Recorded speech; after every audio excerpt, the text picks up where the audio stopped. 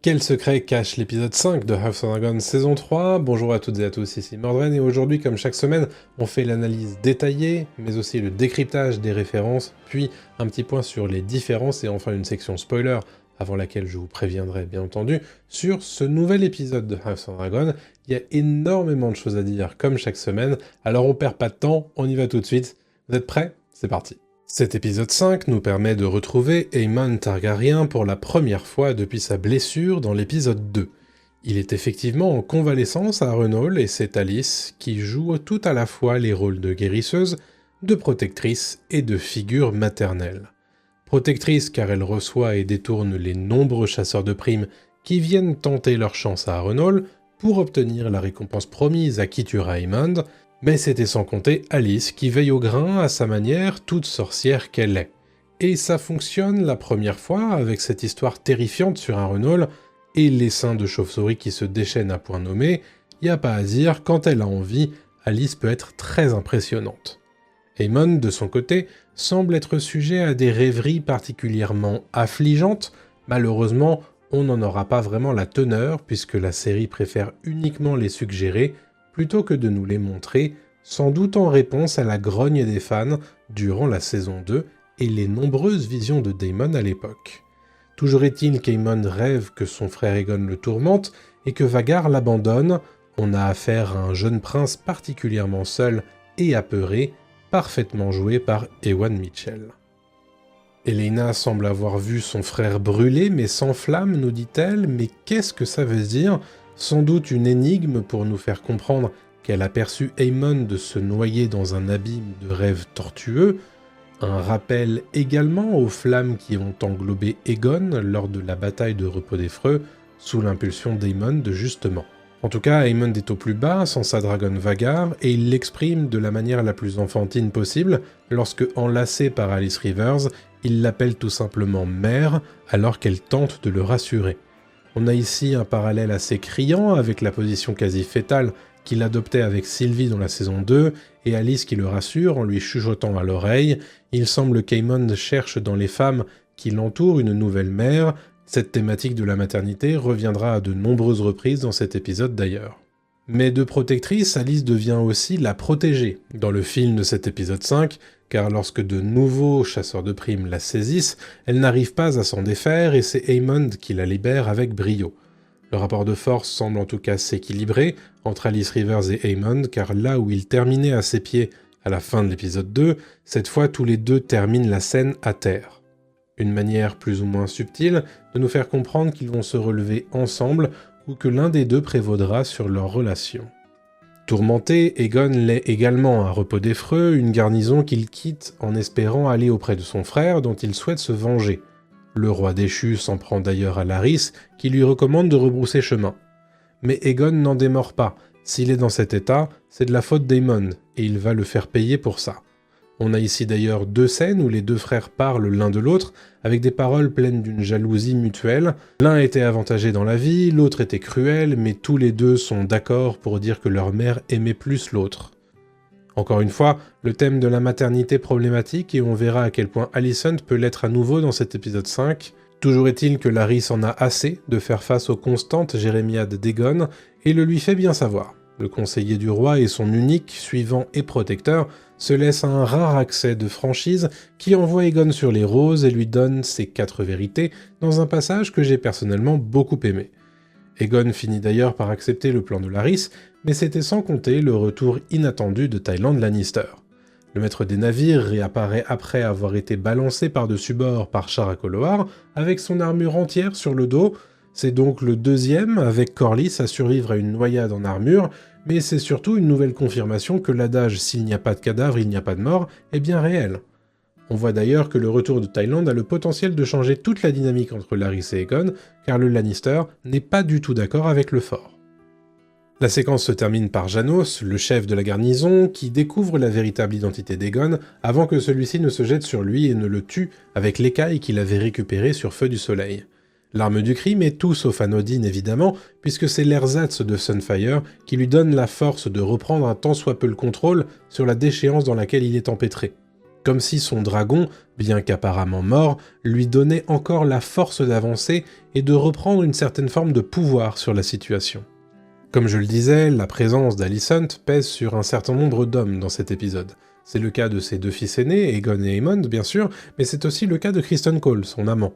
Cet épisode 5 lui donne d'abord l'occasion de se couvrir du sang de ses ennemis, qu'il harcèle jusque dans leur propre campement, et si leur tactique semble d'abord bien engagée, il y a un revirement de situation lorsque Roderick Dustin s'en mêle et leur sert leur propre tactique de guérilla. C'est là qu'on voit que la résolution de Gwaine Hightower faiblit, tout comme celle d'autres soldats qui commencent à parler de désertion alors que les terres du Conflant se transforment en un enfer vert, humide et boueux, façon Vietnam mais version Westeros. Mais pour Criston Cole, ce n'est pas la fin. Il veut porter le combat au-devant de l'ennemi et les affronter en face à face malgré un rapport de force extrêmement déséquilibré. C'est là qu'on comprend, au travers de Gwaine, que Criston Cole n'a aucune intention d'en réchapper. Il est là pour mourir et si possible obtenir la gloire d'une mort au combat, qui pourrait ainsi arriver aux oreilles d'Alicent Hightower, son amante à qui il pense toujours depuis leur séparation dans la saison 2. Et si Criston se prend à rêver de chansons flatteuses à son égard, il y en a un qui est bousculé dans sa propre gloire, car comme le dit Rhaenyra, malgré 1000 chansons en son honneur, Daemon n'arrive pas à mettre la main sur celui qui s'en prend au manteau d'or. En effet, les soldats du guet de la ville sont pris pour cible dans les rues de Port-Réal, et ils sont égorgés puis éviscérés en plein jour. Le message est clair, les soldats de Rhaenyra ne sont pas les bienvenus dans la ville. On comprend bien vite que ce sont les loyalistes Hightower qui sont derrière le coup avec ce plan qui nous montre cet homme qu'on avait vu sur les remparts du Donjon Rouge durant l'épisode 2. C'est un membre des Sentinelles Hightower qui a dû laisser le Donjon Rouge à Rhaenyra, mais visiblement, il n'a pas oublié son serment envers Aegon et les autres Hightower, et il sert désormais Ormond, qui agit en véritable déstabilisateur de l'intérieur dans la capitale. Daemon doit agir et fait à plusieurs reprises référence aux soldats du guet comme ses hommes, puisqu'il a été leur commandant à une époque lointaine déjà. Face à cette énigme, Daemon fait appel aux bonnes vieilles méthodes qu'il pratiquait en tant que commandant du guet dans la saison 1, à savoir la violence, des méthodes qu'il avait d'ailleurs reprochées à Luthor l'Argent pour son opération punitive dans l'épisode 4. Quoi qu'il en soit, faites ce que je dis, pas ce que je fais, Daemon torture un prisonnier et apprend qu'Ormond a déclaré Daeron roi. Ormond, qu'on voit particulièrement toxique à nouveau face à Daeron dans cet épisode 5, au moment de jouer au Sivos avec lui, alors qu'il perd la partie, Ormond envoie valser les pièces du jeu avec colère. D'ailleurs, Gwaine fait référence au fait qu'Ormond est mauvais joueur. Un peu plus tôt dans l'épisode, il explique à Criston qu'il le laissait gagner lorsqu'il faisait la course dans la grande tour de Villevieille pour éviter ses accès de colère sans doute. En tout cas, Rhaenyra se trouve face à des difficultés toujours plus grandes dans cet épisode 5, alors qu'elle n'a pas d'argent pour asseoir son règne, et donc rien pour payer le guet de la ville qui se fait décimer et que la gronde monte dans les rues de Port-Réal. On voit bien son désespoir dans les méthodes qu'elle emploie pour y remédier. Elle va au Grand Sept pour prier les sept, faire comme elle dit un geste à la fois envers les dieux et le peuple pour montrer qu'elle est une bonne reine. Une hypocrisie qui rend d'ailleurs Daemon hilar, car Rhaenyra n'est pas spécialement une femme de foi, comme on a pu le voir tout au long de la série. Toujours est-il qu'on voit que Rhaenyra est de plus en plus sujette à une sorte de paranoïa qui la fait douter de ceux qui l'entourent. Elle reçoit même l'opposition frontale de Daemon, qui refuse d'obéir à un ordre immédiatement. Daemon tente en tout cas de calmer la gronde chez les Manteaux d'Or en leur promettant d'être les premiers à recevoir des richesses lorsque l'empire de Rhaenyra grandira. Des paroles en l'air, bien sûr, qui permettent cependant de remobiliser les Manteaux d'Or, mais qui n'iront cependant pas bien loin face à l'horreur qui frappe peu après la garnison du guet de la ville. Daemon découvre en effet la garnison vide et les chefs des Manteaux d'Or, dont Luthor l'Argent, tous assis autour d'une table, les yeux griffés, les gorges tranchées et les viscères à l'air sur la table en guise de festin pour les traîtres. Ici, la mise en image convoque très clairement le tableau La Scène de Léonard de Vinci, qui met en scène le dernier repas du Christ, la veille de sa crucifixion. Bien entendu, ce tableau n'existe pas dans la diégèse de la série, mais pour le regard d'un téléspectateur avisé, c'est non seulement absolument glaçant, mais c'est aussi un présage annonciateur que le pire est sans doute encore à venir pour ceux qui prendront le parti de Rhaenyra. Une autre scène nous indique que quelque chose change chez Rhaenyra, c'est quand elle refuse d'aller voir son fils Joffrey, directement à son arrivée à Port-Réal, et à nouveau lorsqu'elle ne va pas lui parler alors qu'il s'est endormi en l'attendant. Là, j'ai retrouvé une certaine vision de la parentalité qu'on voit chez Alicent par exemple. Et justement, Alicent qui fait absolument tout ce qui est en son pouvoir pour cacher que sa fille est enceinte et potentiellement d'un fils. Elle va d'abord argumenter pour que Elena boive le thé de lune, une boisson d'avortement, et lorsque les arguments lui font défaut, elle va même tenter de la forcer à boire le breuvage. Ce n'est pas la première fois qu'on essaie de forcer la main de Elena dans la série. On avait déjà vu Aemon tenter de la forcer à prendre son envol sur son cheveu pour se battre durant la guerre à la fin de la saison 2. Ici, Alicent qui veut à tout prix sauver sa fille ne s'imagine même pas que Elena puisse vouloir garder l'enfant. Et elle va même plus loin, n'hésitant pas à lui mentir en lui faisant croire que sa fille Jaehaera va s'enfuir avec elle, alors que pas du tout. Bref, comme à son habitude, Alicent se laisse aveugler par son objectif immédiat, quitte à malmener sa fille qu'elle veut pourtant sauver. En tout cas, leur tentative d'évasion se passe très mal, car elles sont enfermées désormais dans un passage secret, reste à savoir comment elles s'en sortiront la semaine prochaine.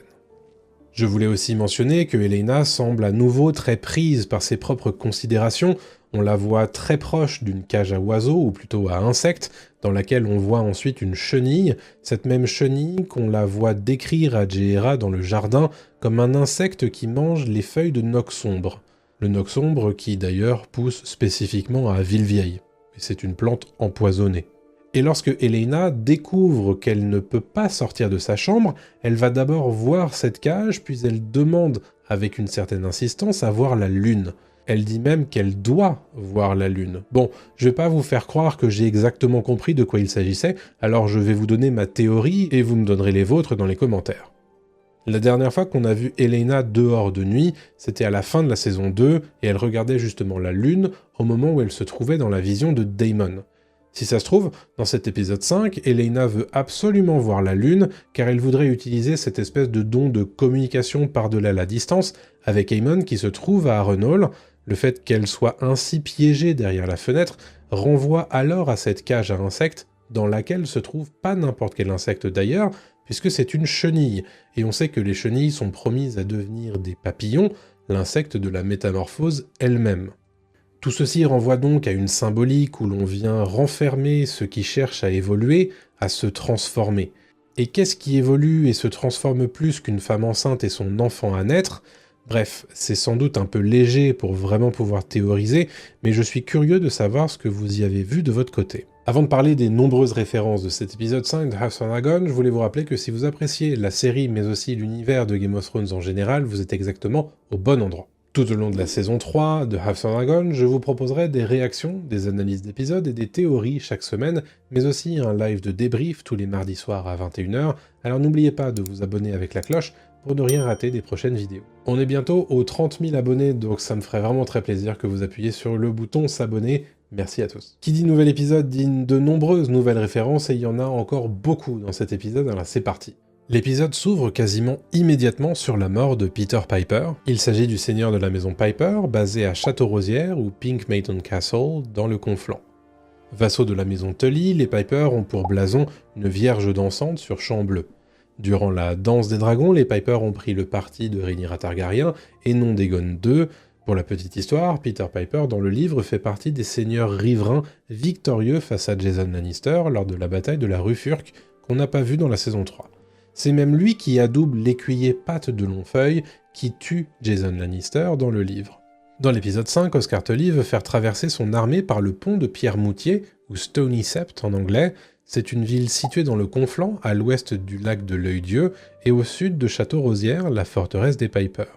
La ville tient son nom du fait qu'elle est édifiée autour d'une colline sur laquelle est juché un septuaire. À Harrenhal, on voit à nouveau apparaître la chèvre noire qu'on voyait déjà dans la saison 2 et dans l'épisode 1 de la saison 3, cette chèvre noire qui, comme je vous le disais dans l'analyse de l'épisode 1, est un mauvais signe, car elle rappelle une divinité de Qohor qui reçoit des sacrifices quotidiennement. La chèvre noire est considérée par les sans-visage comme étant une des facettes du dieu multiface. On retrouve Aemon dans cet épisode 5, il est blessé et dort dans une chambre du château d'Harrenhal que l'on connaît bien, puisque c'était celle dans laquelle dormait Daemon dans la saison 2. C'est là qu'il recevait de nombreuses visions d'ailleurs. Le parallèle est ici renforcé entre Daemon et Aemond, non seulement par l'endroit où ils dorment, tous les deux, mais aussi parce qu'ils y vivent, à savoir des visions et une relation étrange avec Alice Rivers. Notez d'ailleurs qu'Aemond essaie de se défendre avec une dague bien spécifique, la fameuse dague d'Aegon le Conquérant qu'il a volée à son grand frère Aegon II après Repos des Freux. C'est aussi une dague que l'on voit beaucoup dans la série principale Game of Thrones, bien entendu. Aemond parle aussi à Alice Rivers de sa sœur Elaena en disant qu'elle lui a dit qu'il mourrait. C'est une référence aux paroles prophétiques qu'elle lui a données à la fin de la saison 2. Elle lui annonçait à l'époque qu'Aegon serait à nouveau roi sur un trône de bois et qu'Aemond serait mort, englouti dans l'œil Dieu. Une prophétie qu'Aemond semble prendre à cœur à l'évidence. Dans cet épisode, on retrouve la dame Sabitha Frey, qu'on avait déjà vue dans la saison 2, à l'époque où Jaehaerys Velaryon sécurisait le passage des loups de l'hiver aux jumeaux. À l'époque, il lui avait promis à elle et à son mari Forest Frey qu'il recevrait Harrenhal à la fin de la guerre. C'est donc pour ça qu'elle est à Port-Réal, pour obtenir son dû, car selon elle, le conflit est fini.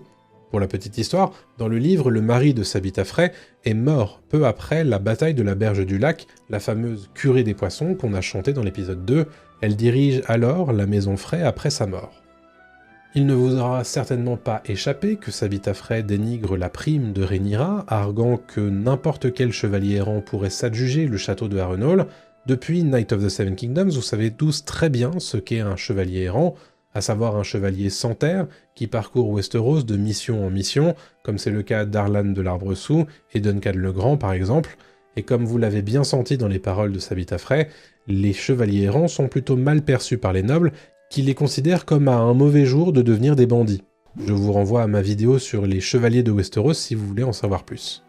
Sabitha Frey mentionne également les loups de l'hiver de Roderick Dustin, soldats envoyés par Cregan Stark, le seigneur du Nord et de Winterfell, qu'on avait vu au tout début de la saison 2 et qu'on n'a pas revu depuis. Peut-être un jour, qui sait. Dans l'épisode 5, on fait référence à la dernière localisation de Vhagar qui aurait incendié des fermes à Warburg, ou Wendish Town en anglais. Il s'agit d'une ville située dans le Conflent, non loin de Vieille-Pierre, qui surplombe la Bleufurque. On ne sait pas grand-chose à son sujet, si ce n'est qu'on doit y trouver une citadelle en bois. Fun fact, on ne fait référence à cet endroit que dans les livres de la saga du Trône de Fer, et jamais dans Feu et Sang. Dans la salle du conseil, j'ai été frappé par une chose. Aline de Karen est assis à la place de Corlys Velaryon, son père. Il s'agit de la place de la main de la reine. Alors est-ce que ça veut dire pour autant qu'Aline est devenue main de Rhaenyra? Rien ne l'indique. On ne voit par exemple pas le petit badge indiquant le poste de main sur son torse. Je suppose que c'est simplement parce que son père n'est pas là et qu'il y a déjà beaucoup de monde à la table, ou alors le fait qu'il ait pensé à faire venir des chats au Donjon Rouge lui a fait marquer de sacrés points auprès de la reine. L'épisode fait 2 fois référence au ver blanc, il s'agit du surnom de Mysaria, qui s'explique car elle a la peau très pâle et qu'elle est svelte et souple, et visiblement ce surnom parle à Sabitha Frey parce qu'elle comprend tout de suite que Mysaria était prostituée lorsque Torren Manderly lui parle du ver blanc. Durant ce conseil, on parle d'une échauffourée qui a eu lieu à la Porte du Dragon. Il s'agit d'une des 7 portes principales de la ville de Port-Réal. C'est la porte qui se trouve au nord de la ville, juste au-dessus de la colline de Rhaenys, pas très loin de Cupucier. Il est beaucoup question de Cupucier, justement, ou Flea Bottom en anglais, dans cet épisode. C'est le quartier le plus pauvre et le plus malfamé de Port-Réal. On y trouve de nombreux bordels et des tavernes à pas cher.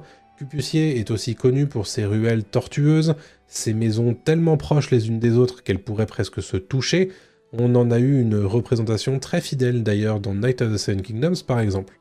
L'épisode fait plusieurs fois référence au fait que Daemon avait reçu le surnom du prince de Cupucier ou du lord Cupucier qui témoignait de sa popularité auprès du peuple et des manteaux d'or à l'époque où il était commandant du guet de la ville.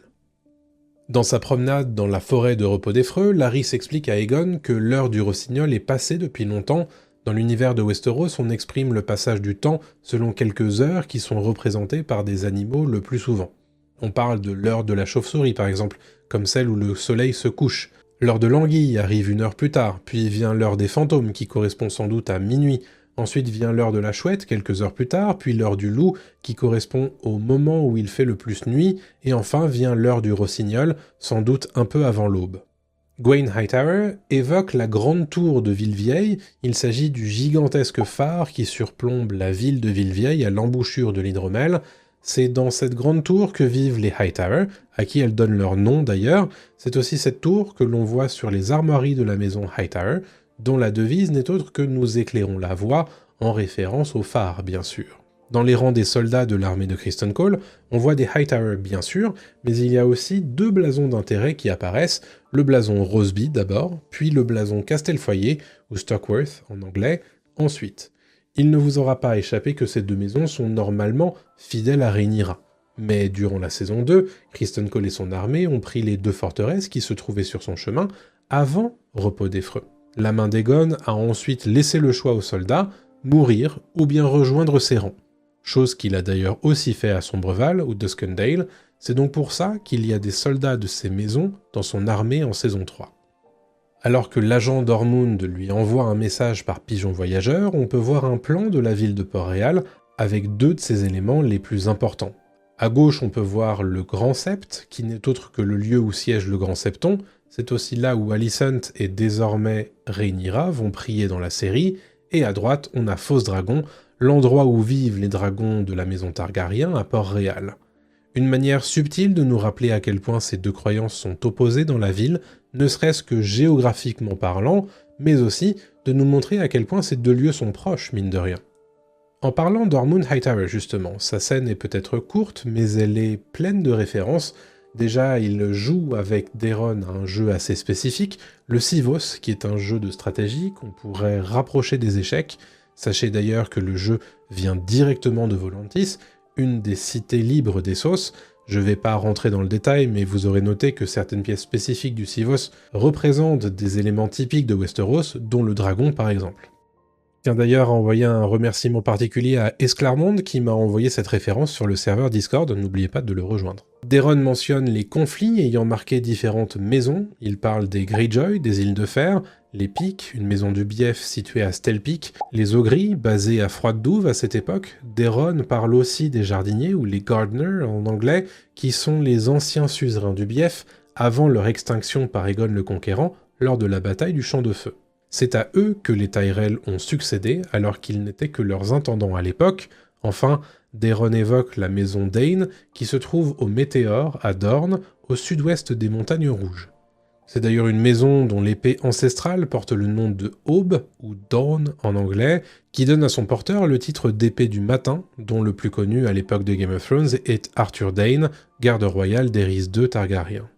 Ormund évoque le personnage de Merya Martell, une dame qui l'inspire beaucoup dans la quête qui est la sienne de battre les Targaryens et leurs dragons. Merya Martell, en effet, est la dame de la maison Martell qui commande la région de Dorne à l'époque de la conquête d'Aegon Ier. Et c'est la seule région à avoir tenu en respect les dragons d'Aegon, à l'époque où les 6 autres royaumes ployaient le genou. Grâce à des tactiques de guérilla dans le désert et des stratégies cruelles, Merya Martell a permis d'endiguer la conquête de Dorne et a même tenu tête face à face à Rhaenys Targaryen, donnant ainsi à la maison Martell sa devise « insoumise, invaincue, intacte ». Merya Martell impose aux Targaryens leur seule défaite, mais celle-ci est cuisante, car Rhaenys Targaryen elle-même et son dragon Meraxes trouveront la mort lors d'une tentative de conquête à Dorne. 120 ans plus tard, lorsque Daemon annonce que Dorne ploiera enfin le genou face à lui et Rhaenyra, il montre bien que Dorne est toujours indépendante des 7 royaumes. Un état de fait qui date justement de la conquête d'Aegon et sa défaite à Dorne, d'où le fait que Daemon veuille terminer le travail. Elaena trouve un passage secret dans les appartements qui lui reviennent à elle et à sa mère, mais vous aurez noté qu'il s'agit des anciens appartements de la jeune Rhaenyra durant la saison 1. Le passage secret est donc exactement celui que son oncle Daemon lui indiquait pour leur escapade érotique dans l'épisode 4. Et il n'est pas spécialement étonnant de découvrir que ce passage secret avait été emmuré, puisque la promenade de Rhaenyra avait été éventée auprès de son père, qui en avait même banni Daemon de la cour à cette époque. L'épisode 5 de House of Dragon saison 3 nous donne à nouveau l'occasion de voir le Baral d'Arenhall sur lequel est gravé le visage de George R. R. Martin, un clin d'œil déjà présent dans les précédentes saisons, mais on imagine que cette nouvelle référence en saison 3 a désormais un arrière-goût assez désagréable pour l'auteur qui a répété à de nombreuses reprises ses problèmes avec la série. Là-dessus, je vous renvoie à ma vidéo sur les relations entre Martin et Ryan Condal, le showrunner de la série, pour en savoir plus. Avant d'être tué par Aemond, un des chasseurs de primes agresse Alice Rivers et lui annonce qu'il va la violer car elle est désormais sa femme-selle, ou salt wife en anglais. Ici, il nous indique très clairement être un fer-né, car c'est dans la culture des îles de fer que l'on parle de femme-selle, par opposition à la femme rock, qui est l'épouse légitime d'un fer-né, alors que les femmes-selles, de leur côté, sont les épouses secondaires, capturées à l'occasion de pillages par exemple. Un fer-né ne peut prendre qu'une seule femme rock, alors qu'il peut avoir autant de femmes-selles qu'il le souhaite.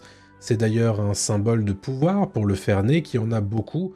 À noter d'ailleurs que prendre une femme-selle consiste en un véritable mariage, reconnu sur les îles de fer. La femme-selle n'est donc pas censée être une simple esclave ou une simple concubine. C'est une vraie femme mariée. D'ailleurs, Beyla fait référence à Peak lorsqu'elle discute avec Adam Karen. Peak ou Pike en VO, c'est la forteresse des Greyjoy, et par extension l'île où elle est construite.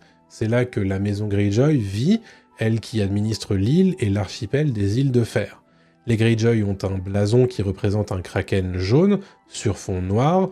Dans la danse des dragons, on fait référence à Dalton Greyjoy, aussi appelé le kraken rouge, qui prend parti dans le conflit et profite de la guerre sur le continent pour lancer des raids sur l'ouest, mais il semble que la série ne compte ni l'évoquer, ni le montrer. À Repos des Freux, Larry s'explique qu'il a tout préparé pour qu'Aegon puisse vivre une vie de roi à Braavos. C'est une référence au fait qu'un quart de la fortune royale a été envoyé à Braavos à la Banque de Fer, j'en parlais la semaine dernière. Sachez aussi que Larys y a envoyé sa propre fortune de la maison Fort, d'où l'importance pour lui de traverser la mer pour se rendre dans la Cité Libre. Et dans leur tractation à Repos des Freux, Tyrion Lannister essaie d'argumenter pour emmener Aegon plutôt à Port-Lannis, puis à Castral Rock. Ce sont les deux villes qui constituent le fief des Lannister dans les terres de l'Ouest, avec d'un côté Castral Rock ou Casterly Rock en anglais, une forteresse qui est bâtie sur une falaise dans laquelle se trouve l'or de la maison. Port-Lannis ou Lannisport en anglais, de son côté, est un port fortifié sous l'égide des seigneurs Lannister. Il s'agit d'ailleurs de la troisième ville la plus importante du royaume, après Port-Réal et Ville-Vieille. Dans son discours à la fin de l'épisode, Criston Cole convoque les 7 dieux de la religion des 7, d'abord la jouvencelle, qui est là pour protéger les pucelles et les jeunes filles, le guerrier, qui, comme son nom l'indique, doit protéger les combattants et les soldats. Le ferrant est avant tout un symbole pour les artisans, mais on le prie pour obtenir de la force.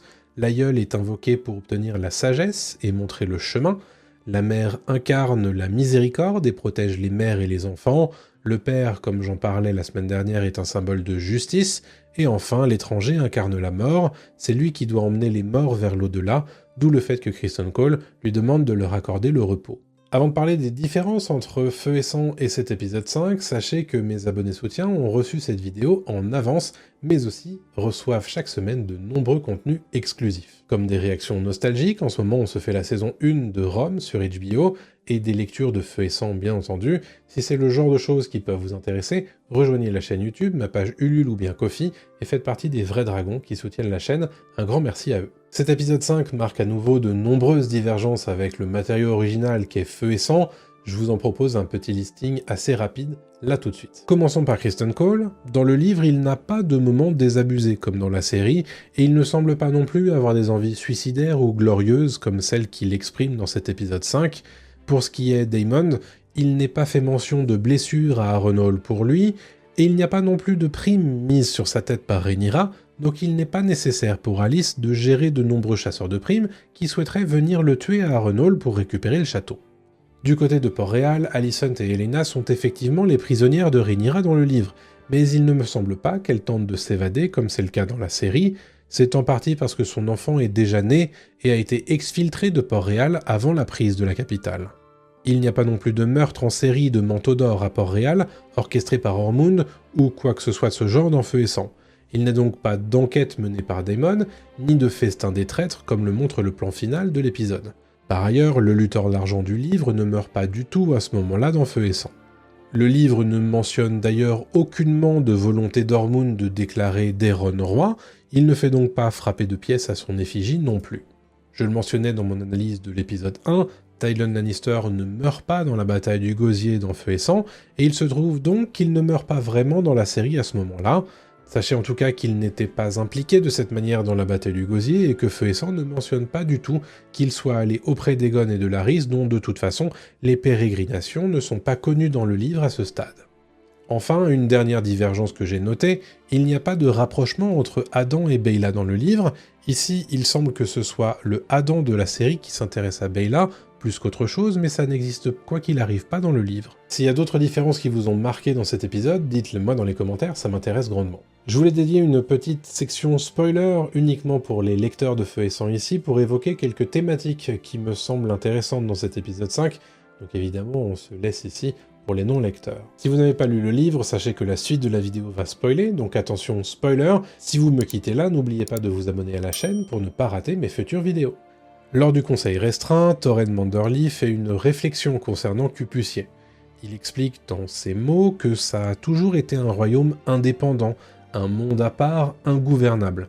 Je ne sais pas du tout si la série compte traiter cette séquence du livre Feu et Sang, mais ça m'a beaucoup rappelé la Lune des Trois Rois, durant laquelle certains habitants érigent l'enfant de 4 ans, Gaemon Cheveux Pâles, au rang de roi. Alors c'est pas tout à fait à Cupucier que ça se passe dans le livre, mais sur la colline de Visenya, depuis un bordel nommé la Maison des Baisers, et j'avoue que je trouverais intéressant que la série en parle, mais j'ai un gros doute sur le fait que ça soit possible, étant donné le peu d'épisodes qu'il reste à la série. Cet épisode 5 donne enfin un peu de matière à Criston Cole, après un début de saison où il était quasi absent. Ici, on voit bien que tout avance à grande vitesse pour le chevalier qui semble déterminé à trouver la mort durant son prochain combat. Vous noterez également que Criston Cole rêve que des chansons soient inventées autour de son ultime bataille, lui qui est la meilleure lame des 7 couronnes. Tout ceci sert bien entendu à mettre en place les fondations de la boucherie qui s'annonce, et je ne serais pas surpris que le fameux bal du boucher du livre soit adapté dans le 6e épisode de la 3e saison. Après le discours de Criston à la fin de l'épisode et le départ de Gwaine, Cole n'a plus de garde-fou, plus de barrière face à sa volonté autodestructrice. Il me paraît donc assez clair que sa mort devrait survenir sous peu, reste à savoir à quelle vitesse désormais. En tout cas, je m'attends à ce qu'elle soit brutale, à l'image de ce que l'épisode 5 s'est permis cette semaine. Mais je me demande comment ça va être tourné. Est-ce que ce sera une victoire pour Criston Cole, dans le sens où il va obtenir ce qu'il voulait, à savoir une mort glorieuse, ou justement, on va la lui refuser comme dans le livre? Je suis très curieux de voir comment la série va traiter ça, en tout cas. Dans cet épisode 5, on n'est pas retourné voir Feu du Soleil après les révélations de sa mort apparente, mais j'ai été assez interloqué par le fait que c'est l'écaille du dragon qui sert d'arme à Aegon, et je me prends à me demander ce qui se passerait si Aegon replaçait cette écaille couverte de sang sur Sunfire. Est-ce que ça pourrait être vu comme un sacrifice de sang suffisant pour redonner de l'énergie au dragon, ce qui pourrait le réveiller, une sorte d'offrande de sang magie, cette même magie qui aurait créé les dragons? On sait qu'il y a beaucoup de choses qui se passent au moment de l'éclosion des dragons de Daenerys par exemple, mais entre autres, il y a quand même cette dimension d'échange d'une vie contre une autre, d'un sacrifice de sang pour la naissance d'autres vies. Si ça se trouve, ils vont jouer cette carte-là pour réveiller Sunfire. En tout cas, vous l'aurez compris, je ne crois pas une seconde que Feu du Soleil soit vraiment mort, donc je suis plus tourné vers le moyen de sa résurrection qu'autre chose le concernant. Avant de nous quitter, dites-moi quelle est la scène que vous avez préférée dans cet épisode 5. Est-ce que j'ai raté des choses cette semaine dans mon analyse? Dites-moi tout dans les commentaires, ça m'intéresse bien évidemment. On se retrouve dès ce soir à 21h pour un live de débrief à cet épisode 5 en compagnie de Cora. Ça me fait très plaisir de vous avoir en direct avec moi à la fois sur cette chaîne YouTube ou bien sur Twitch. Vous allez sur la plateforme qui vous intéresse le plus. Je vous laisse avec cette vidéo juste ici pour poursuivre votre visionnage sur YouTube en ma compagnie, et on se retrouve très bientôt pour une nouvelle vidéo, demain à 17h, pour l'analyse plan par plan et les théories sur l'épisode 6. À très bientôt tout le monde, salut à tous.